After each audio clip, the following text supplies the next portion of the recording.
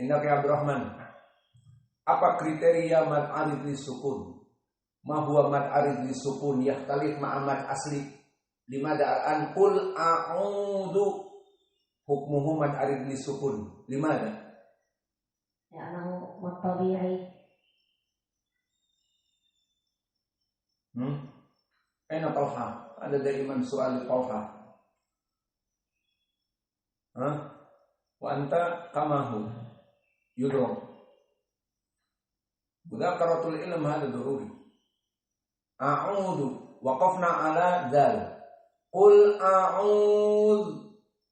Li'annahu mad tabi'i ba'dahu harf waqafa fihi.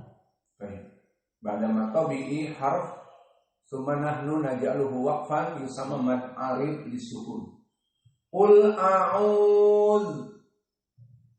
Namun tidak ada qiraah yang waqaf. Di sini hanya kita menyoalkan saja. Qul a'udzu, maka a'udzu semuanya muraqqaqah. Bi rabbil falaq. Ba muraqqaqah wa ra mufakhamah. Limada mufakhamah ya Muhammad? Kullu huna soal jawab. Likai tusbitu al-ilm. Bi rabbil falaq. Limada mufakhamah ra? Li'annahu fathah. Baik. Idza kana kasrah kif? Bi rabbi. Aywa soal idza kana kasrah kif taqra? Bi ribbi. Aywa yusamma mada mufakhamah?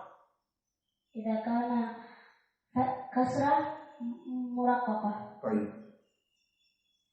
Idan ra huna mufakhamah, harus dibaca biwab karena dia fathah. Dan ra yang fathah semuanya mufakhamah. Kenapa kita tambah di sini? Karena ra dari huruf yang mufakhamah nisbi. Dia kadang-kadang mufakhamah dan dia kadang-kadang muraqqaqah. Kapan mufakhamah? Jika dia dalam keadaan fathah biwab. Contoh yang lain, Rasulullah. Maka ra dalam keadaan fathah. Birabbil falaq. Ketemu lagi dengan alif di sini. Dan indak ya Uwais. Al-falaq. Hamzah di sini apa namanya? Hamzatul qata atau hamzatul wasl? Tadi a'udzu selesai. Sekarang al-falaq, ada lagi alif. Hamzahnya di sini apa namanya? Al-falaq. Dipukul lagi. Pindah langsung ke Kevin. Al-falaq hamzah apa?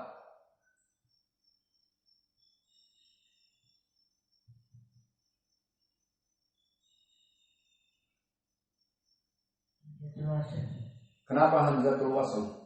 Tadi telah kami jelaskan.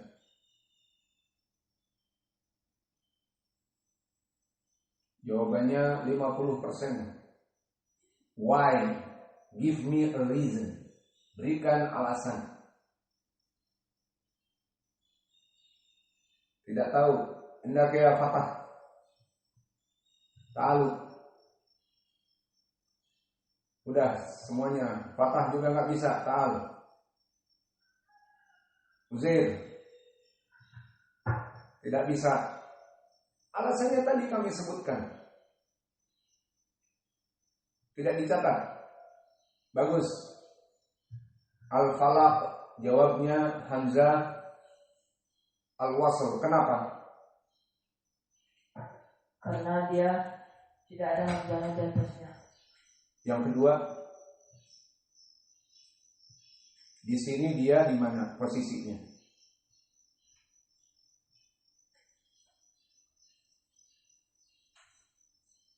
Juga bingung kau.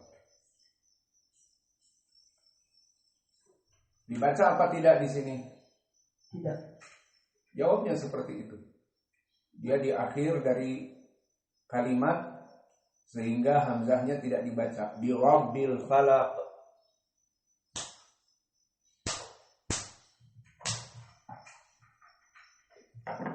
Pelajaran yang penuh dengan pukulan. Pelajaran berdarah. Biar kalian pada bangun. Lihat mana buktinya. Banyak yang terkena pukul tidak paham. Di sini prakteknya sekarang. Bi rabbil falaq.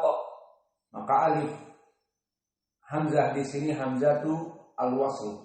Pertama tidak ada hamzah di atasnya seperti a'udzu. Dan yang kedua dia dibaca di akhir di mana di depannya ada bi rabbi, maka tidak dibaca hamzahnya langsung kepada lam karena dia qamariyah. Bi rabbil falaq. Dan juga jika dia dijadikan awal misalnya al falaq akan dibaca hamzahnya. Ini contoh hamzatu al-wasl. Dan yang paling ghalib mudah dia adalah kalimat al-falaq, an-nas dan seterusnya.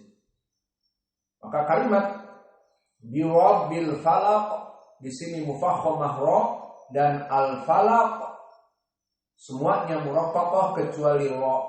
Al-falaq dan ra dan qaf di sini dari huruf mufakhamah seperti qul dan mufakhamah di sini mufakhamah mu'abbad.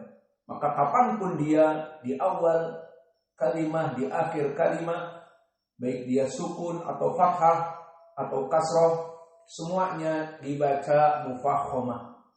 Dan di sini karena dia di akhir dan disukunkan, maka hukumnya qalqalah. Karena qaf termasuk dari huruf qalqalah. Sudah dipukul semua jadi tidak ada pertanyaan. Huruf qalqalah ada berapa? Ada 5. Ba, jim. Kalau menurut orang-orang Arab disebutkan Ibnu Al-Jazri qatbu jaddin. Qa, ba, jim, dal. Adapun orang-orang Indonesia biar mudah dihafal katanya baju di toko. Koknya di sini tok, baju di toko. Jangan bilang baju di toko. Tapi baju di toko. Ba, jim, dal, to dan qaf. Maka qaf masuk di sini kepada huruf qalqalah. Dan sifat qalqalah adalah sifat yang sendiri dari sifatul huruf. Dia tidak mempunyai lawan seperti hamz lawannya jahr dan seterusnya. Ar-rakhawah lawannya asyiddah. Tapi di sini qalqalah sifat yang berkesendirian dari 5 huruf tadi. Maka dibaca qatiqu aq turun aq. Maka ini dari ayat yang pertama dari segi sifatil huruf dan juga ilmi tajwid. Maka kita baca dari qiraah jumhur, qul a'udzu birabbil falaq. Qul a'udzu birabbil falaq. Perhatian 3 huruf mufakhamah. Pertama qul, jangan kul. Qul a'udzu birabb, jangan birabbi. Birabbi. Al-falaq, di akhir qalqalah dan dia mufakhamah. Bukan al-falaq, al-falaq, tapi al-falaq. Ada qalqalahnya al-falaq. Kembali. Kita ulang.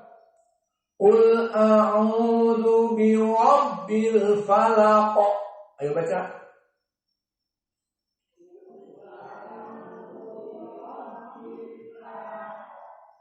Baik, ini qiraah jumhur. Qiraah yang pertama.